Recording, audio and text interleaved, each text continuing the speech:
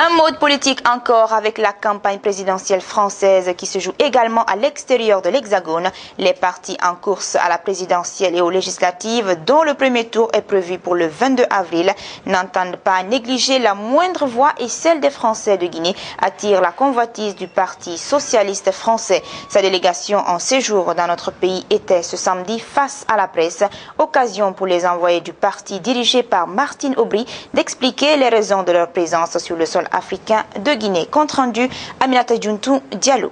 Les 22 avril et 6 mai prochains, les Français choisiront le chemin que leur pays empruntera pour les 5 ans à venir. C'est en prélude à ces élections présidentielles et législatives qu'une délégation du Parti socialiste français en séjour en Guinée a animé une conférence de presse pour expliquer aux journalistes la vision du PS dont le candidat est François Hollande avec pour slogan « Le changement, c'est maintenant ». Ces partisans du parti de la gauche, après avoir transmis le salut fraternel du candidat du PS, sont revenus sur les engagements de Hollande pour la France. Nous avons fait des propositions à la fois pour la France et pour réorienter la construction européenne, et c'est possible, mais aussi pour les Français qui vivent ici en Guinée ou qui résident à l'étranger, dans le domaine de la scolarité, faire baisser les frais d'inscription, dans le domaine de la sécurité sociale, améliorer leur couverture, dans le domaine de la coopération, d'abord le redressement dans la justice. Redresser un pays qui s'est affaissé industriellement, affaissé socialement, affaissé économiquement, affaissé culturellement et affaissé internationalement. Plus loin, Pouria Amir Saï a souligné que la jeunesse française est sans repère et qu'à la différence des autres candidats, Hollande n'a jamais géré un portefeuille ministériel. Pour la première fois, c'est une vieille demande du Parti socialiste, les Français qui vivent à l'étranger vont pouvoir désigner leurs députés à l'Assemblée nationale. Ça veut dire qu'ils vont pouvoir eux aussi maintenant être dépositaires d'une part de la souveraineté nationale en contribuant par leurs représentants à l'élaboration et au vote des lois. De toutes les lois, sans exception. Mais il y a une dimension particulière pour eux, justement, Français vivant hors de France, c'est exactement ce qu'ils demandent depuis longtemps, c'est-à-dire une meilleure prise en compte de ce qu'ils vivent au quotidien. C'est-à-dire d'abord une meilleure reconnaissance de leurs actions, concrètes au quotidien. Pour cette délégation du Parti français, un socialiste au pouvoir est une nouvelle occasion pour les Français de relancer la France au niveau national et international. Le gouvernement guinéen est déterminé à résoudre l'épineux problème de desserte en électricité en plus de l'existence désormais d'une usine de fabrication de poteaux à béton en Guinée, usine inaugurée ce samedi. Et bien, dans moins de 20 mois, les communes de Matoto et de Ratoma devraient être desservies régulièrement en courant électrique. Ce sont deux sociétés, une allemande et l'autre ivoirienne, qui conduiront l'exécution d'un projet dans ce sens. Un projet financé par la Banque africaine de développement et la Banque islamique de développement. Reportage Mamadou Sadibali. Ce projet de réhabilitation et d'extension des réseaux électriques de Conakry a un coût global de 20 millions d'euros. Un projet cofinancé par la Banque islamique au développement à hauteur de 7,500 millions d'euros et à 12,500 millions d'euros par la Banque africaine au développement. La durée d'exécution est prévue pour 16 mois pour la commune de Ratoma et 18 pour Matoto. L'exécution des travaux par société et par commune se présente comme suit.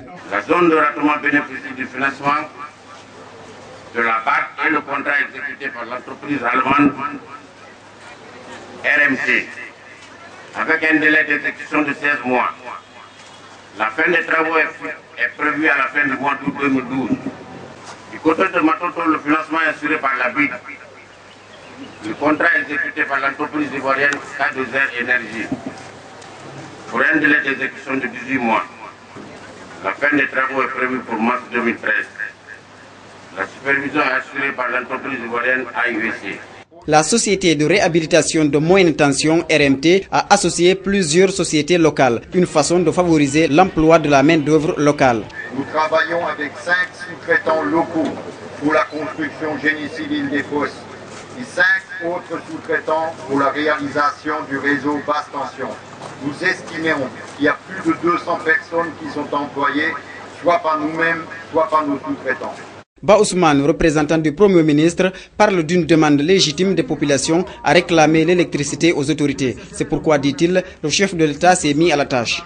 Le président de la République, le professeur Alpha Condé et son gouvernement ont mis en place une politique sectorielle visant à assurer l'approvisionnement en énergie électrique pour l'ensemble du pays afin d'assurer au niveau du service adéquat pour l'ensemble de la population, d'assurer à terme un autofinancement du secteur, de favoriser la libéralisation du secteur, de renforcer l'autonomie énergique par le développement de l'hydroélectricité. Déjà, un des secteurs du quartier Nongo, situé dans la commune de Ratoma, bénéficie depuis vendredi de la fourniture de l'électricité grâce à la mise en place de ce transformateur. Naissance du Cercle d'orientation pour le développement de Macenta Codeman abrégé, l'ONG a été officiellement lancée ce vendredi à Conakry. Selon ses membres, elle a été créée à cause de la crise structurelle récurrente qui secoue ces derniers temps la vie des populations de la préfecture de Macenta. Un bureau de 14 membres a été mis en place pour piloter les actions de développement en faveur de la ville de Macenta. C'est un public reportage signé El Ajoumar Bari. Réduire la pauvreté à travers le développement intégré et durable de la préfecture de Macenta, défendre les intérêts de la communauté de la préfecture vis-à-vis des institutions publiques et privées, participer à des rencontres d'échange d'idées avec les autres associations poursuivant les mêmes buts en Guinée, comme ailleurs, sont entre autres les objectifs que s'est assigné cette ONG Codema, dont le président est Oyegui Lavogui, ministre des Télécommunications et des Nouvelles Technologies de l'Information. Devant la population de Macenta réunie massivement pour le lancement de la dite ONG, Oyegui Lavogui les a exhortés à l'acceptation de tous et de chacun et s'est dit rassuré davantage que l'ONG Codema est une structure qui rassemble tous les ressortissants de Macenta.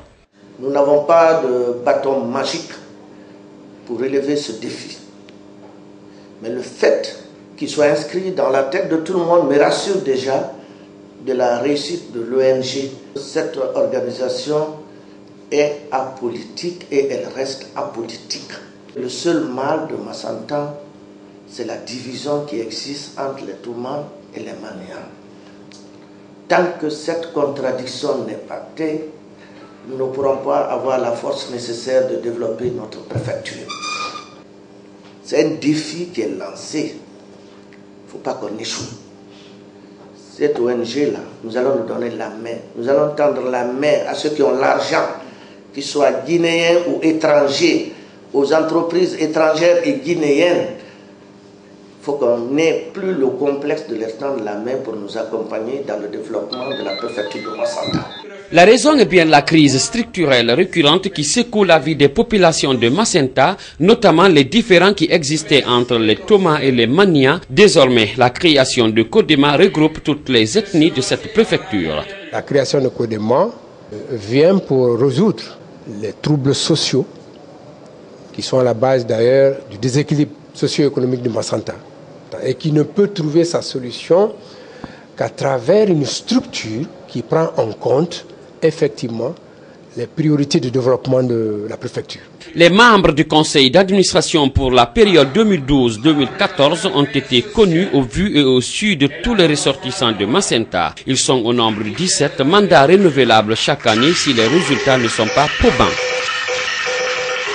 De la formation pour les jeunes du quartier Kobaya qui n'ont jamais été à l'école et qui pratiquent des métiers, c'est une initiative du CEGOD, entendez Centre communautaire pour le développement de l'éducation. Pendant 6 mois, les 34 participants répartis en 2 groupes vont être initiés à notion de lecture, une formation dispensée de façon gratuite. Aboubakar Kondé, reportage. Le CECOD, Centre communautaire pour le développement de l'éducation, se trouve à Kobaya dans la commune de Ratoma, secteur 6. Il a 3 volets. Le premier, c'est de faciliter l'accès des jeunes aux livres. Le deuxième volet, c'est le renforcement de capacité des jeunes pour faciliter leur accès à l'emploi, leur insertion sociale. Par rapport au troisième volet, nous lançons le volet alphabétisation. C'est ce 3e volet qui a commencé avec 34 bénéficiaires repartis en 2 groupes. Pour y arriver, les formateurs disposent de mallettes pédagogiques qui comportent des étiquettes, les unes destinées à l'écriture des lettres de l'alphabet et les autres des papiers catholines sur lesquels les noms des apprenants sont inscrits. La formation obéit à des étapes. En ce qui concerne la première étape, nous avons des étiquettes ici. Nous les plaçons, mais avant ça, nous procédons d'abord par la phase orale, c'est-à-dire nous nous présentons en disant « Bonjour, je m'appelle », si notre prénom, et toi, en invitant un apprenant à faire comme ça, s'il hésite, nous invitons encore un autre. Maintenant, si les apprenants parviennent à se saluer, à se présenter, maintenant, nous faisons cette formule à tour de rôle. Dans ce nom-là, est-ce qu'il voit ici la lettre O? Il peut vous dire qu'il voit la lettre O. Maintenant, à ce niveau, on vient là où il y a l'œil. On coche ici. On peut voir la lettre O. Au niveau des oreilles, est-ce qu'on peut entendre ici le son O? Parce qu'on dit Amadou, c'est pas Amadou. Donc, on ne voit pas la lettre O. Directement, on bat ici. Bonjour. Malik Ba, promoteur du SECOD, formule des attentes à l'endroit des participants après les 6 mois de formation. Nos attentes est que pendant ces 6 mois, qu'ils sortent de cette formation capables au moins de lire un peu, capables d'écrire un peu. Pour ceux qui font la couture, ceux qui font la menuiserie, savoir faire la mesure, ceux qui font la mécanique ou autre, savoir vraiment au moins lire le nom des pièces qu'ils utilisent pendant leur travail. Il faut ajouter que cette formation est gratuite et est ouverte à toute personne n'ayant pas été à l'école et qui souhaite apprendre à lire et à écrire. Comme pour dire, mieux vaut tard que jamais. Fini ce journal au nom des équipes techniques et rédactionnelles qui m'ont aidé à vous le présenter. Je vous dis merci pour l'attention. À bientôt sur Évasion Guinée et bonsoir chez vous.